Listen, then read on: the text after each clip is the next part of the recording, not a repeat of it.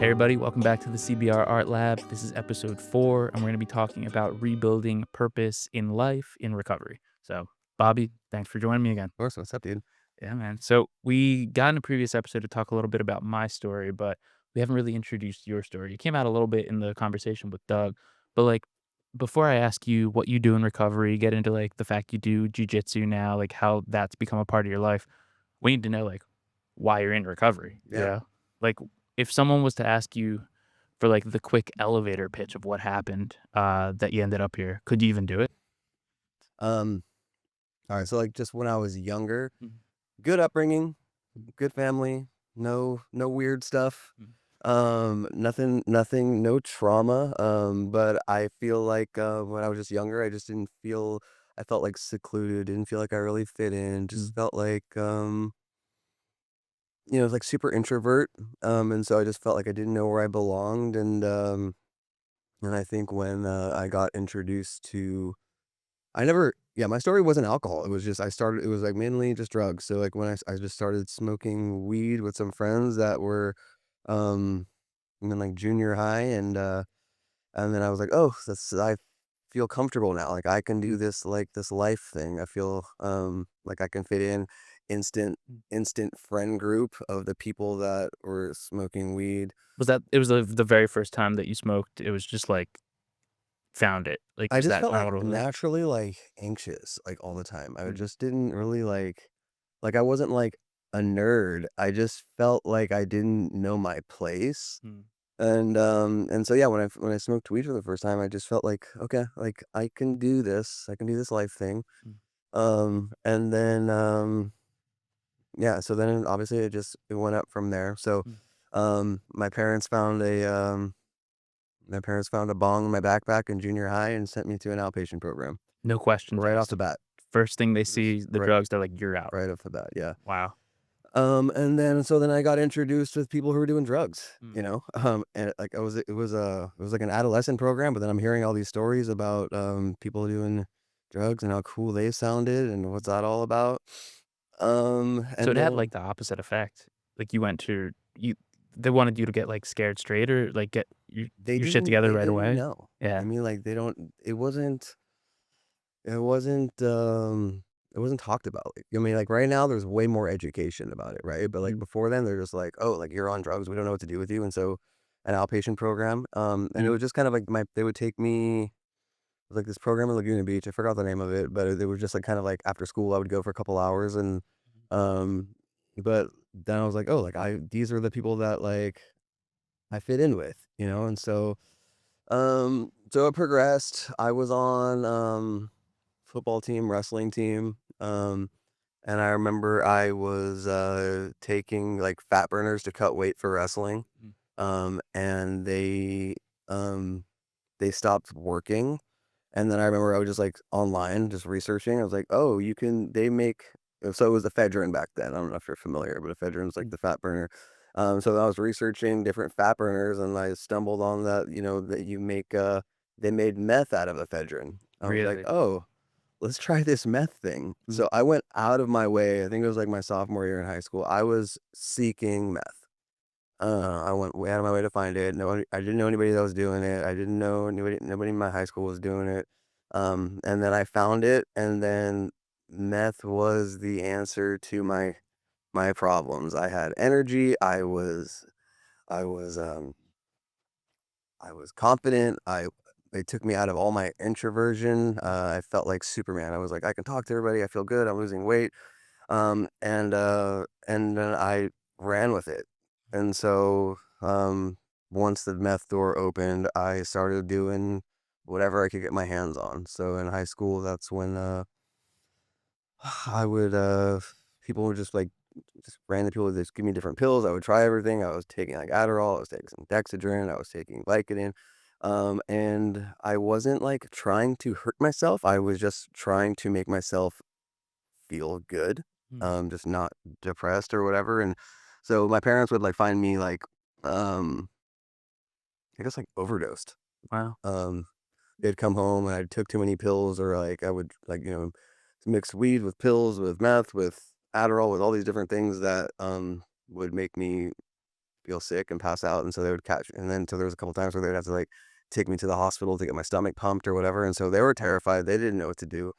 And then I'm coming home later and later, and I'm super out of it, or like I'm coming off of drugs and crash for days on end, and they find me. Um, so that's where it started. So yeah, in high school, in was it my senior year, I was one of those kids that got kidnapped in the middle of the night and sent away to like a wilderness camp. So I got sent away to a place in Montana. What was that like? Um, When with the kidnapping part, it like was on it. So at that time, um, so I think I was like I was out until like 2, 3 o'clock in the morning. I came late. I was super fucked up. And so I think I went to bed, and it was like 45 minutes later, like these two dudes were in my room. They're like, "Hey, your parents don't want you to live here anymore." And I was so messed up. I was like, "Okay." I didn't even fight it. There was no like I didn't think it was I didn't think I didn't even the addiction didn't cross my mind. The fact that I had a problem didn't cross my mind. Like, um, I didn't understand, but me and my parents weren't getting along, mm, right? And I was just doing everything possible to just not be in my own skin and escape and just feel different. So, um, I think I was so like delusional. I didn't even know like I, like, had overdosed, I just thought I did too much, mm, so it was like it wasn't this, like, self-harm type thing, but they right, didn't know what to do, and so their very best thought was, like, we got to prevent him from killing himself, like, inadvertently overdosing and dying. So, yeah, so they sent me away when I was, like, in my senior year of high school, and it wasn't, like, one of the scary ones that you'd maybe seen, like, a documentary on where there was, yeah, like, abuse going on. It was just, like, a behavior modification, not military school, but, like, girls were separated from guys. They lived in different, like, cabins, and then basically, like, there was no, like, activities or anything. People would just, it wasn't even necessarily for, like, drug addicts, it was just for, like, kids who were, like, misbehaving at home that got sent away. So, basically, I was doing, like, independent high school study during the interesting. daytime. So it was during the school year. It wasn't, Yeah, like, yeah. in the summer or anything? No, no, Montana, I'm gone.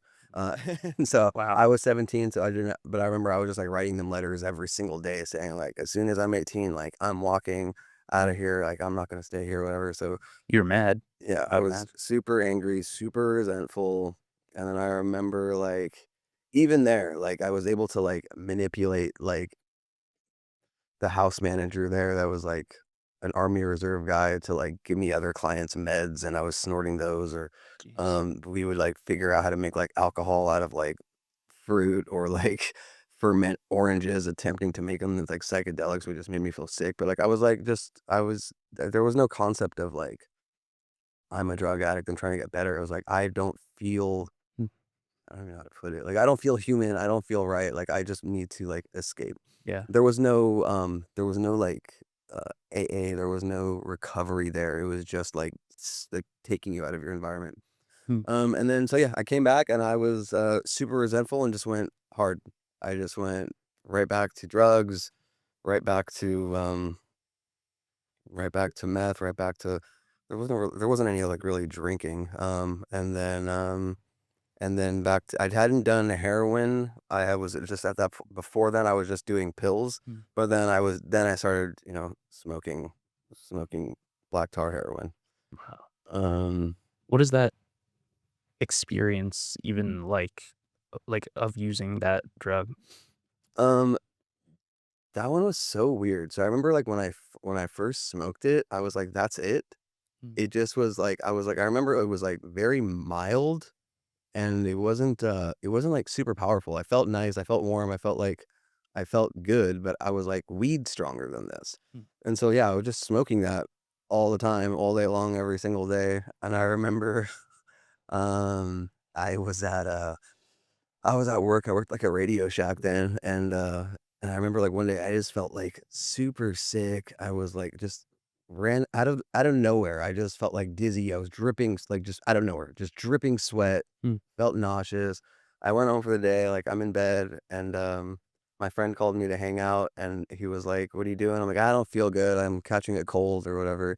And he was like, "When was the last time you smoked?" I was like, "I don't know, a couple days ago." He's like, "Oh, you're dope sick." I'm like, mm, "What do you mean?" I'm like, "No, like, I just have a cold." He's like, "No, bro, you're dope sick. You haven't smoked you haven't smoked." I was just so, like, naive, and I was like and then I remember, he came over, he brought me some, I smoked, and instantly, like, it felt good, Wow. and I was like, "Oh, shit, that's what they were talking about." So it creates just a total physical dependency where if even though you're not feeling the high anymore, it's like if you don't have it, you immediately get sick. Just super sick, yeah, Wow. and then that's the thing that, like, causes people to continue using for so long. I think it's, like, after, like realistically, like, after smoking every single day for, like, a week, Mm. you're gonna start having some, like, mild withdrawal symptoms when you don't use it, Wow. and then after, like, a month or so, like, obviously, the tolerance starts building, and you don't, the same amounts you were using weren't working anymore, and then it gets to the point where when you no matter how much you do, you're just not getting high anymore, Mm. and you're literally just chasing this "I don't wanna be dope sick" thing. Mm.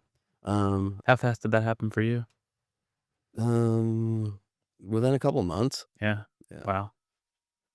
and that's just, like, the beginning of the story. I mean, it goes then it was I mean, that was, like, 20 and I was, like, probably, like, 19 then, and then it was just a lot of that. Then it progressed to shooting meth, shooting heroin, Mm. um, rehab after rehab, and it was just this monotonous, never-ending somebody's trying to help me get me back into treatment and me not wanting to go, but me trying to get out of whatever problem I got into Mm. over and over again Yeah. till I was, finally ended up getting finally to the point where, when I was 27, it was my idea to go.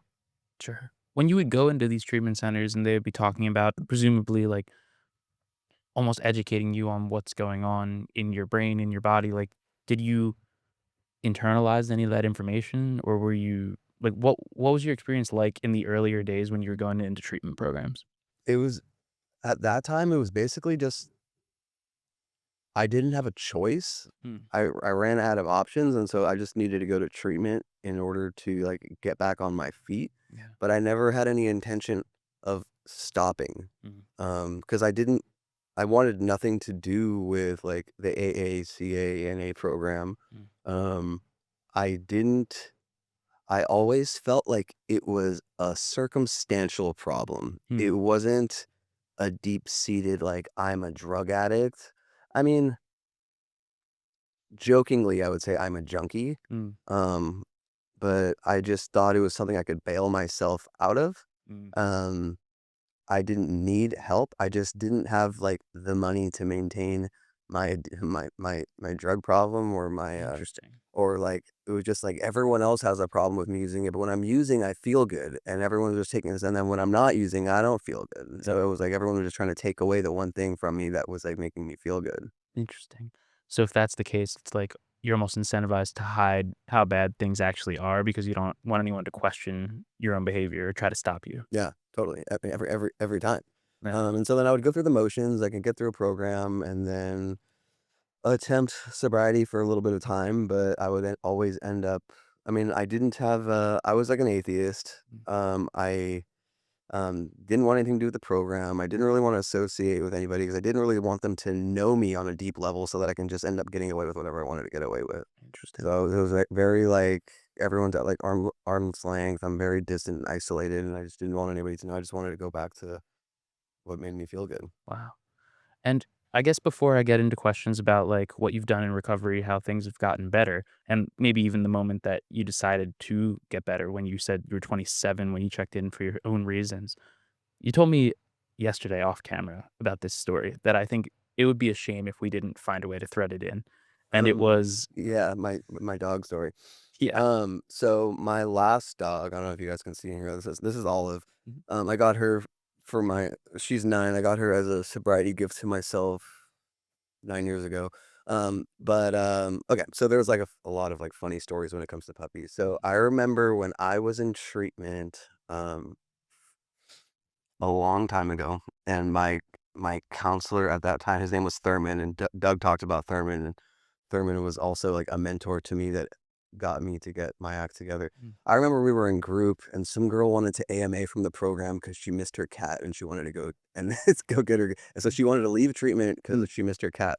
And I remember Thurman's like, at what point do you like, he's like, "You," I don't remember. He's got, like, this kind of like a Texas accent type, and he was like, or a Southern accent, and he was just like, "You don't give a shit about your cat." He's like, "You never," and it was just so funny how he worded it. He's like, "You never fed your cat, you never walked your cat, you never did shit for your cat, and all of a sudden now you're sober, now you care about your cat." Like, Mm. it's like, "Your cat's better off without you until you get your shit together." And I remember, and so that story always, like, was in the back of my head because it was, like, really funny, and it was, like, Yeah. very, like, yeah, like, all of a sudden, he was talking about how, like, all of a sudden everyone gets sober and they wanna call their moms, like, "I'm doing good." It's like, "No, leave everybody alone Mm. because you ruined your relationship with everybody. You're in treatment. Everybody can sleep at night now knowing that you're in treatment, and, like, don't scare everybody. Just do your time in treatment, get your shit together, and then all that other stuff is gonna come back." So when I was, so, like, basically, like, on my last basically, like, the last run I was on when I was, like, I guess I was, like, 26 or so, um, I had what looked like a successful drug career. I had contacts, I was doing well, I had a condo in Dana Point, I was selling drugs, I was making money, and I never felt, like, as alone, um, so all the things that, like, I thought were the circumstances that were keeping me from having a successful relationship with drugs, I had. So I had the car, I had, the house, I had, like, selling drugs, I had plenty of drugs, but I didn't have my family because they kept, my mom was in Al-Anon, and so so basically all the things I had, but I didn't have anyone close to me because everyone surrounding me was using, Mm. everyone was using me for drugs. It was a very, like, shallow existence. I A friend of mine was babysitting this dog for somebody. She told me that someone was the guy that owned the dog was abusing the dog, Mm. and it was like a puppy, like, and so, I babysat him for, like, a day, like, I fell in love with the dog, and it kind of like he, like, kind of, like, gave me purpose. I had to, like, take care of this dog, and, like, and he, like, it was, like, this unconditional, like, love, like, he liked me, but, like, we were playing together, and so, like, gave me, Mm. like, this purpose. So, basically, like, I didn't give the dog back, and he became my dog, and so these people were kind of the person that I stole the dog from. I don't know if he was, like, I don't know what he was, but I know he was, like, very wealthy, drug dealer, whatever he was, and so I guess he had been, like, sending people out to, like, find me and get the dog back or whatever. Mm. Um, and his name, I couldn't figure, I was so high on drugs, I couldn't figure out a name for him, so he ended up his name was Puppy. His name was Puppy. That's what I named him. So this was, like, a while. So, I mean, I had him for, like, a year, and then in the drug world, everybody, um it's kinda small, so everybody knows each other. So, like, Mm. I befriended this dude, um, and was, like, selling him meth or whatever, and it's a small world. He knew the person that I stole the dog from, so they basically, like, set me up, and Mm. so I was, like, I was walking Puppy, like, in front of a bowling alley, and all of a sudden, like, this car picks me up, and, like, they throw me into the car and basically, like, kidnap me, and they're saying, and then he's, like, trying to talk me down and saying, like, "This he's not your dog," like, and so basically he made a deal with this guy, like, if I he could they could find me and set me up, he was gonna get drugs out of it. So anyways, they put me, like, they, like, took me to the house, they, like, threw me into a room, they locked the door, and and, uh, and I could all hear, I was like, "Yeah, we got him, like, we're gonna get hooked up or whatever now," and then I just remember, like, hearing through the door, they were all talking about how they were gonna hippie flip, Mm. and I don't know if it's either, like, people doing, like, acid and MDMA or doing some like, 2 different psychedelics together. So, like, I had my phone, I called my friend Jenny, I was like, "Hey, like, they kidnapped me, and I'm gonna crawl out the window, like, can you come pick me up?" And then I just disappeared off the map. Wow. And so then I was in a different spot, and then basically, like, the final straw for me getting my act together was there was, like, obviously, like I told you, I went to treatment, like, 30 times. That's Mm. not, like, necessarily I finished 30 programs, but, like, in and out of treatment since, age 12 to 27. So, like, a lot led up to that, but I remember, like, I loved that dog so much that I remember, like, Thurman stuck in the back of my mind. I Mm. remember, like, I'd be dope sick, and like, literally, it'd be, like, times where it's raining or whatever, and I'd be like, "I gotta take out Puppy." And so, like, I prioritized him eating Mm. or me and, before me getting well or whatever, or taking him out and going to the bathroom. And there was just, like, one day when Um, I was, like, in the condo, and I remember, like, I woke up, and I had probably been crashed for a couple days, and I woke up, I'm dope sick, puppy needs to go to the bathroom, I need to feed him, and then, like, 2 dudes walk into my room, and they're like, "Oh, you're up?" And they just, like, stuck their hand in my face, and like, "Can we get some dope?" And that was the final straw for me. Like, I was like, "I gotta get well. I gotta take my dog out. I don't even like you guys. Like, get the fuck out of my house." And, like, literally, like, that day was when I called my mom, and I was like, "I'm finally, like, done." Yeah. And then we mentioned it with Doug. I burned my bridge at every Orange County treatment center. They all knew me for not being serious, taking out the whole house, getting everybody drugs. Like, when there'd be, like, so many times where, like, I would just, like, convince the whole house, "Let's all go to a hotel and go, like, get high together." Mm, So, like, treatment center owners hated me because they knew that, like, that was gonna be the end of their census if they brought me in. So, mm, we were calling places, and literally everyone was like, "No, we heard about you. We can't bring you." And so we were calling place after place after place, and then I remember Thurman was at this new place that I was brand new called 449 Recovery, and, um, so we called them, and then they're like, "We gotta talk about it." And I remember, and my mom was, like, done with me, like, they were like, I was dope sick, and she's like, they had put so much money in, like, cash pay treatment for me, and she was like, "This is, like, the last time." She's like, "I'm gonna drop you off." I'm like, "I don't wanna hear it from you until you have a year." mm, Um, but that was when I was, like, finally, like, serious. So my friend watched Puppy for me while I was in sober living for, like, 11 months. I did everything they told me to do. mm, They said, "You gotta get a sponsor." I was like, "Alright, I don't want a sponsor, I'll get a sponsor." They're like, "You gotta, like, go to the meetings." I was like, "Fine, I'll go to the meetings." I was like, "Whatever I have to do this time, or I don't ever have to do this again." And I remember that was the worst I had ever been dope sick. I mm. remember, like, I literally counted, I couldn't sleep for 43 days, just tossing and turning. I mean, I would come home from group, I would, like, turn off all the lights, I would get in bed, and maybe I would get, like, a nap in or something, Mm. but, like, it was miserable. Like, I mean, I was dripping sweat for, like, weeks. Wow. I'd be, like, in a meeting, all of a sudden, I'd be getting, like, hot flashes, but I just remember, like, I was like, "You did this to yourself. You're gonna get through this. We're not doing this again." Is that like withdrawal still at that point? Mhm. Yeah, so that's the post-acute withdrawal symptoms. Wow. So for your body is just so dysregulated. So I would still be getting, cold sweats, couldn't sleep, um, just anxious. I mean, I couldn't function. I just remember like for like weeks, I didn't shave. I probably looked like a crazy person. I'm just sitting in a group. I'm probably just like silent, looking like a serial killer. Like, but I wanted to be there. And I remember when I went into 449, there was this kid there that I had been selling heroin to, and, like, so, like, I walked in and he was like, "Bobby, you're here, like, this guy used to sell me heroin," and I Mm, was like, "Oh, shit," so I got an ally, mm, and he was definitely not serious about being sober at all, and so I remember, like, um, those guys would, like, ditch group to go to this walk to the smoke shop because in San Clemente, there's, like, smoke shops everywhere, mm, and they'd be, like, going and picking up kratom or, like, doing, like, the fake weed things, and that time there was, like, bath salts, and there was all these things, and so I remember, like, we would ditch group together, and and they're like, "Oh, we're gonna go to Starbucks," and then we go to the smoke shop, and they would wanna get, like, whatever, and I was like, "Wait, like, I'm actually trying to be sober." I was like, "I can't do this," and so, like, I went back to group, and I remember, like, Rodney was like he pulled me in, he was like, "I was, like, really worried about you. You were hanging out with that kid." He was like, "I'm, like, super proud of you that, like, mm. you didn't go in that direction." Obviously, that kid smoked weed and ended up getting kicked out or whatever, and so, like, I remember I was like, "Dude, I'm just gonna hang out with the nerds." Like, I was like, "The people that I, like, would naturally be drawn to Mm, are not good for me." fair.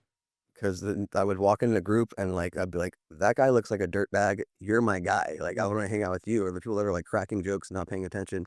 So, yeah, so I did all the stuff. So I did, like I was going to Rodney's, um, step study. I was going to meetings every night. Me and my, I think around, like, 4 or 5 months sober, me and, like, my best friend at the time, we started the Heroin Anonymous meetings in the area. 449 actually let me start the first Heroin Anonymous meeting in Orange County at the treatment center. wow. So, like, I was, like, dialed. I was, like, dead serious. I'm like, "Whatever I gotta do." Um, okay. Yeah, I was like, "Whatever I gotta do, I'm not going through this again." And then I did it. So I was hanging out with Doug. I'd been doing Jiu-Jitsu, off and on Mm, my whole life, and Doug and, our friend Danny, they were doing Jiu-Jitsu, and so, like, he brought me along with them, and mm. that we were traveling, doing tournaments, and so, like, I had, like, asides from the AA community, I also had, like, the Jiu-Jitsu community that, like, really, like, kept me accountable. Yeah, it And gave, like, a purpose to staying sober, I'd imagine, because if you weren't, you wouldn't be able to fight. yeah. You'd probably get killed. Not Yeah, no, killed, but, I like, mean, yeah, destroyed. I quit smoking cigarettes for it. Yeah. I changed my whole, so I changed everything. I mean, I literally just I had to change everything, Mm, And so, but then I I caught a huge break. mm, I went, obviously, I was willing. I wanted it finally for the first time. It was my decision. I made the call. But then I went to, like, a solid program. mm, I had people like Rodney and Doug and Thurman. I got all these people take me under their wing and made sure that I wasn't gonna screw up, that were, like, invested in me, and also that, like, I felt like I needed to do right by all these people that did me a favor, and then I got a sponsor for the first time in my life. I went and finished the steps. mm, I got sponsees, like, all the stuff that I wanted nothing to do with. mm. I was like, "I'm doing it." Yeah, and you had mentioned earlier that, during the time that you were using, you perceived yourself to be an atheist. Mhm. Was working through the 12 steps what helped you to find religion and spirituality again? No, I basically skipped that part. I did what Doug was talking about, where he was like, I created my higher power as the group of Mm, AA. It wasn't until I found God, like, literally maybe like a year and a half ago. mm, Because just because you get sober doesn't mean, and just because, like, you're going through all this stuff, where I own a treatment center, and people still have ups and downs or whatever. So I was going through, like, a really hard time, and I don't really want to get into, like, why, but there was a pretty, like, dark patch in my life where I was felt, like, broken, and I started doing, like, research on God and trying to find all these different, I mhm, have, like, a stack of books of, like, just I was, like, trying to, like, over intellectualize everything, but I wasn't really willing. It's like, no, you're not gonna find God by knowledge. You have to, like, take the first step of, like, I'm going to believe and have faith. mm, And so it was when I came down to Carlsbad where I found, like, a church and started to believe in Jesus, and but the program opened the door mm, for me to be open, and that was the main part of the 12 step, is being open, yeah, to having believing that I'm not God and I can't create my circumstances and I don't have control.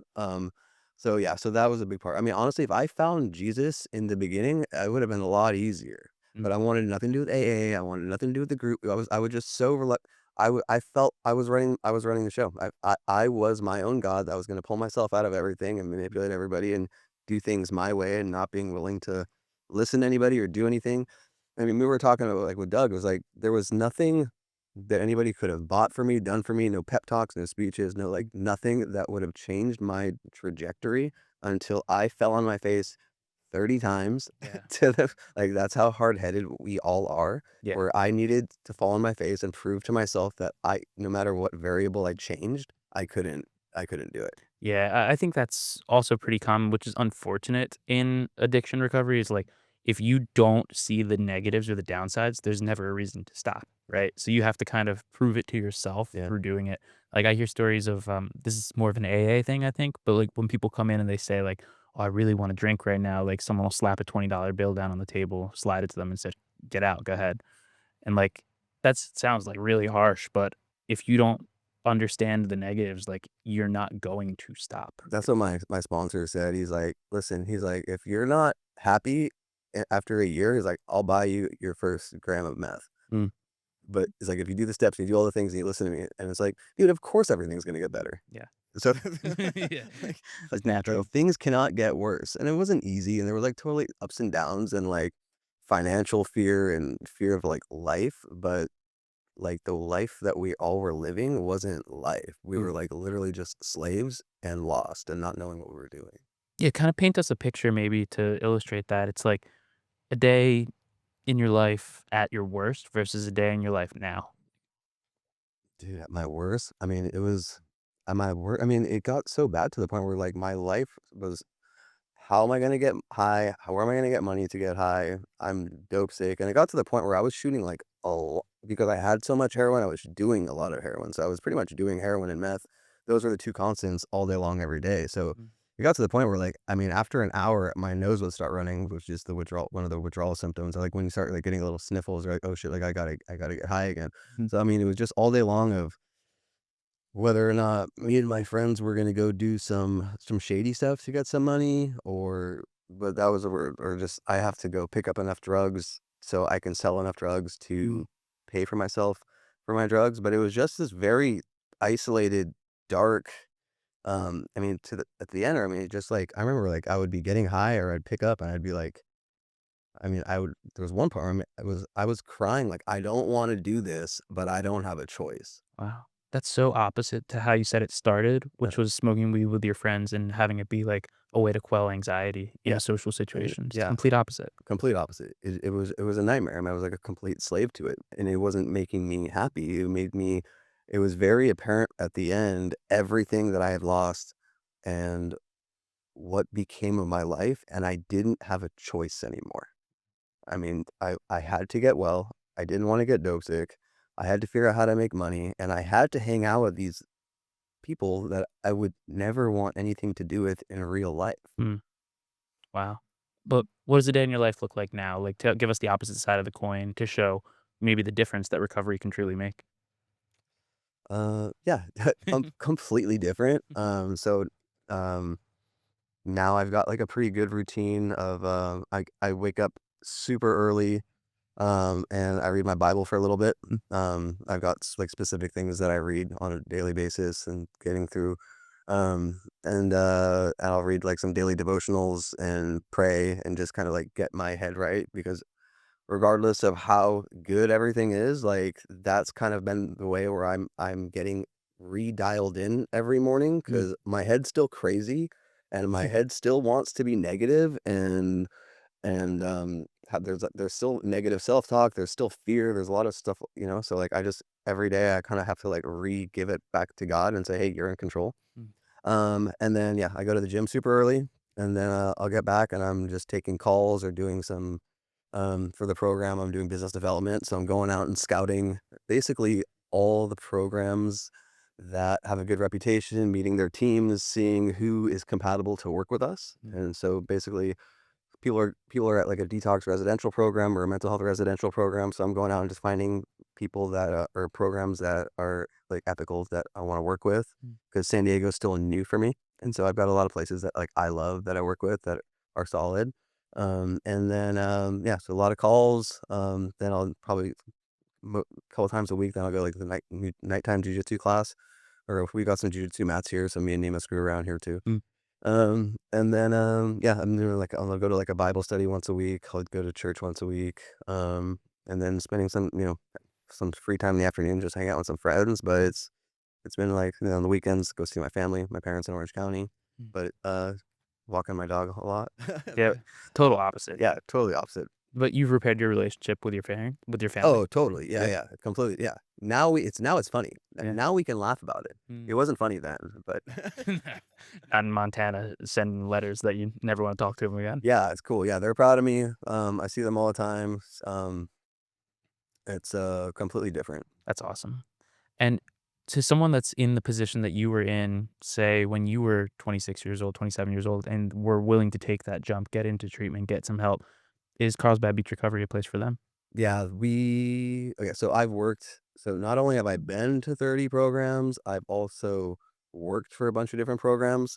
Um, and then when I went through 449, that was a different feel for me than any other program I've been to. Not just because I was willing, but like they made it very much feel like this family, and they cared. Mm. And that was what like attracted me to it. I was like, these people actually care about me. And so working at a bunch of programs and seeing what didn't work, what did work, seeing a lot of nightmare scenarios of people having working in like programs that were mental health primary that had no business treating those types of people. Mm. Me and Nima, we um created a program that met our values, Mm. that has a little bit of everything, but we wanted to have that feel of everybody that comes here they're cared about, Mm. because that was the big thing, is like the community aspect of it. You can want to be sober all day long, but you got to catch a break in a lot of different areas. Mm. Like a lot of people aren't fortunate enough to have insurance. A lot of people aren't fortunate enough to have financial support. So it's like not only like what happened with me like when I finally got sober was not only do you have to like want to get it, you have to go like you got to land at the right place Mm, where they're doing good work. You gotta luck out and be like also have a group of people around you that are serious, like a solid community. mm, And then you also just like it just has to be like right place, right time where everything like kind of like lines up. So we did our best to create a program where like we're gonna help you like line up all those things so it mm. can be the right time for you. That's awesome. And of course, more information is going to be in the description if you want to learn more about Carlsbad Beach Recovery. All right, guys, thanks for watching the Art Lab. Click one of these things over here and read the description below. Thank you. Thanks.